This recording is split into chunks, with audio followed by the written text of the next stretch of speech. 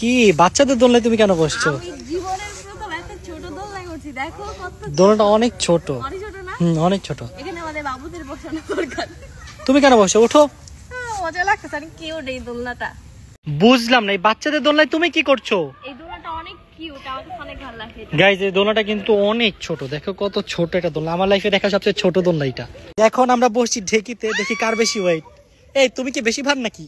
তোমার বেশি ওয়েট, দেখো তুমি নিচে আমি উপরে। কই আমি তো উপরে উঠে যাই, তুমি নিচে থাকো।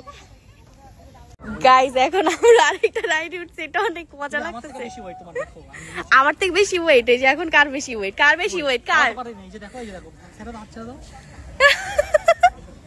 আমি এখানে সানিতা স্নিক থেকে দোল দিচ্ছি, একবারে আকাশ উড়াই দিতেছি একা একা। এটাতে কিন্তু অন্য একজন দোল দিতে হয়, বাট আমি টেকনিক করে যেভাবে করে দিতেছি। কালকে রাতে আমরা 2টার দিকে যখন দোল খাচ্ছিলাম তখনই এই টেকনিকটা পাইছি। রাত 2টা বাজে হ্যাঁ খাইতেছিলাম আমরা এখানে। আমি আর এদিকে দেখেন এইখানে তার দুজন। এই তোমরা কি বাচ্চা হয়ে গেছো? হ্যাঁ দুইজন দেখেন বাচ্চা। না নামো, আপ ডাউন করো। ভয় পাইতেছে দুইজন। ভয় পাচ্ছি।